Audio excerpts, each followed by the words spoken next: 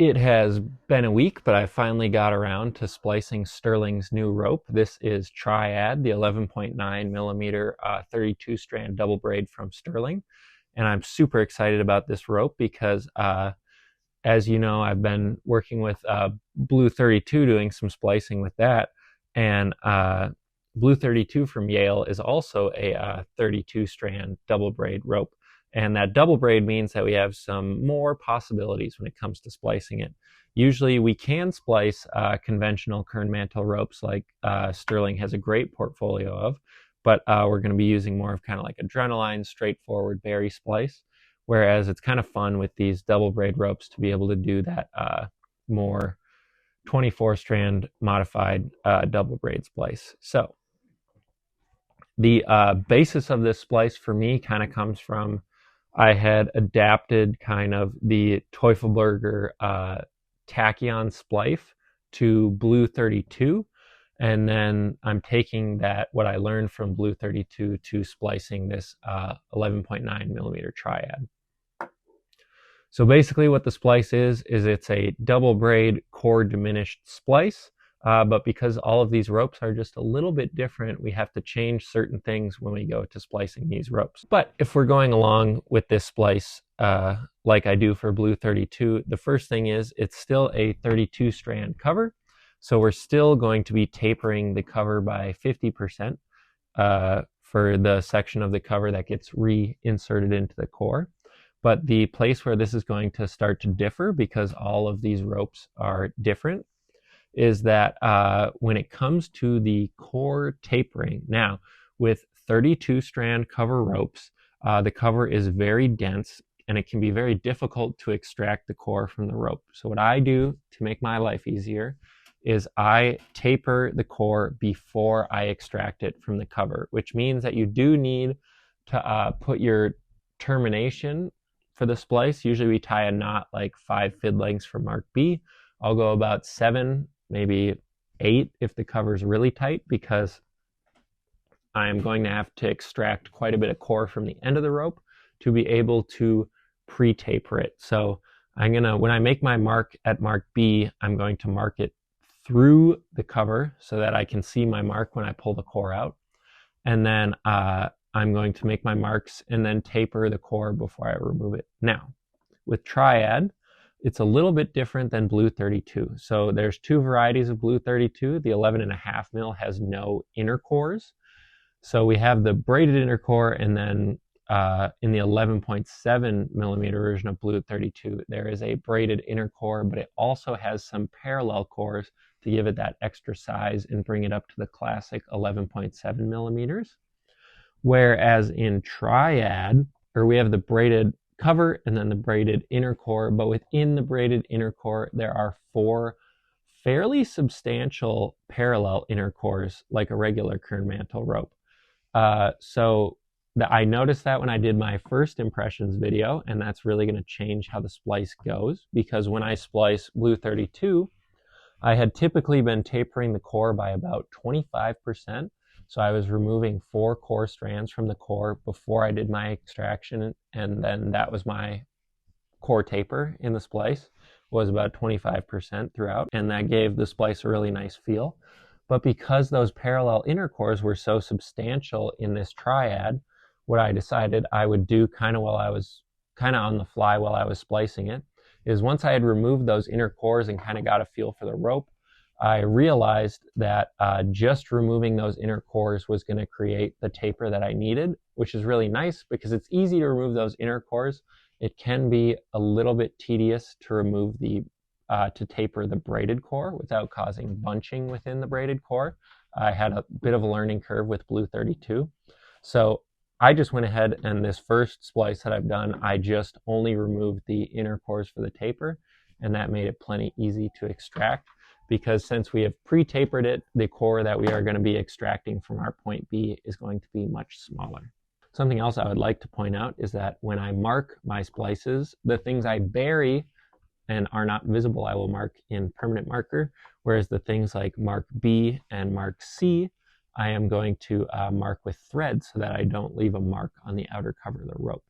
Now, this is a little out of order, but my Mark C is modified from like a standard double braid splice, or what Sampson says you should do is only like a third of a fid, whereas with these modified splices I do a full standard fid, which is closer to about like 8 inches. It's not the whole long part of the fid, it's just from the marks to the delineating marks for the short fid.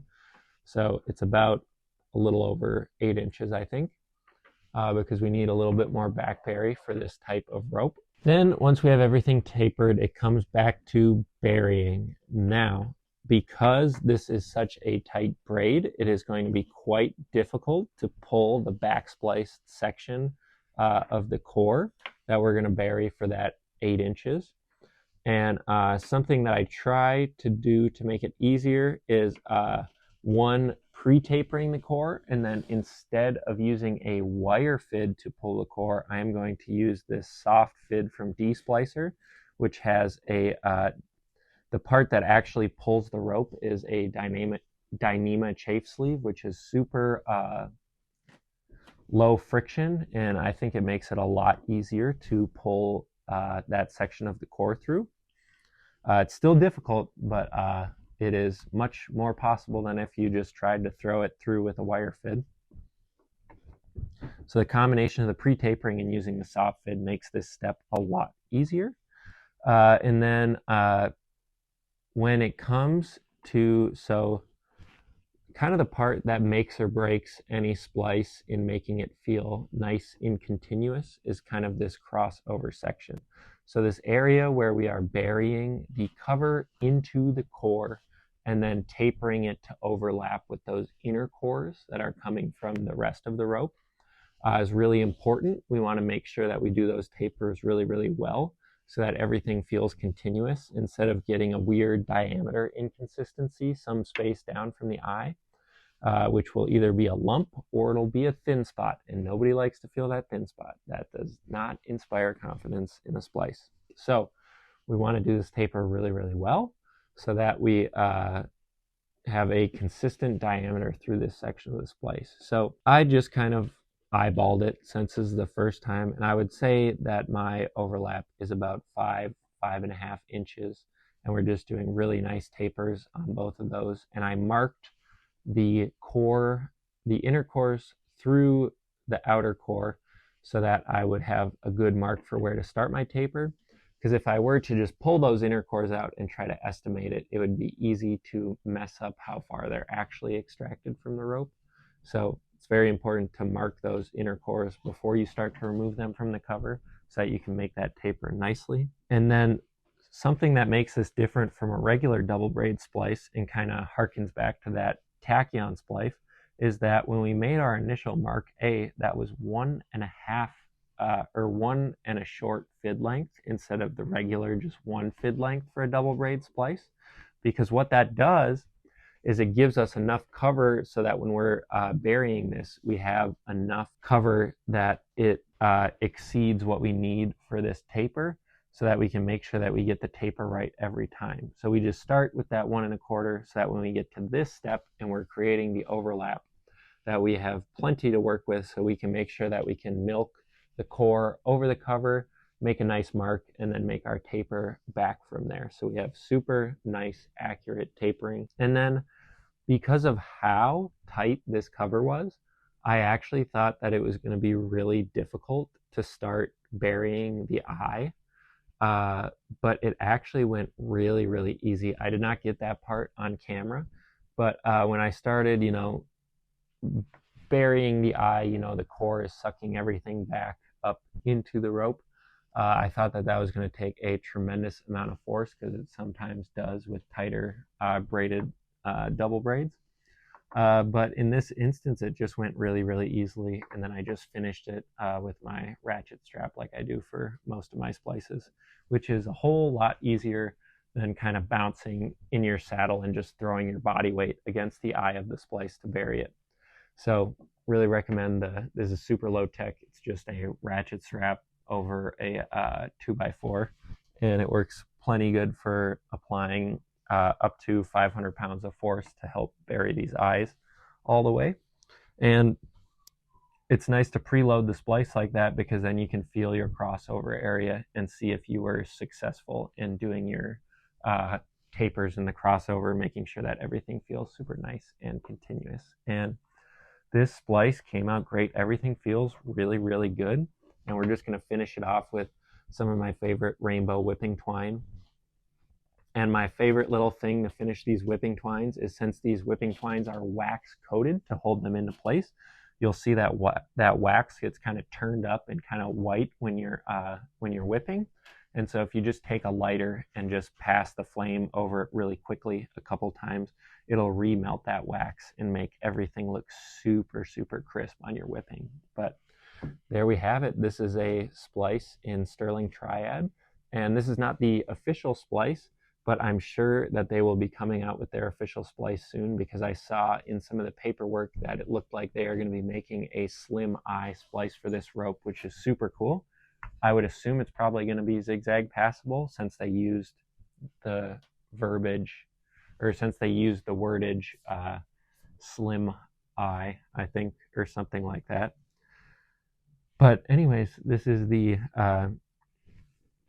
Tree Spice Media Splice, and I'm sure Sterling will have something more official soon. Unfortunately, they don't have any resources for splicing your own rope, but they do sell their ropes with the Sterling factory splice. So, and I have not brake tested this yet, so I don't know what it's good for, but this was a really fun rope to splice, and I hope that you found it interesting. Thank you so much for watching, and I will see you in the next video. Oh, they're being nice. They're moving the tail.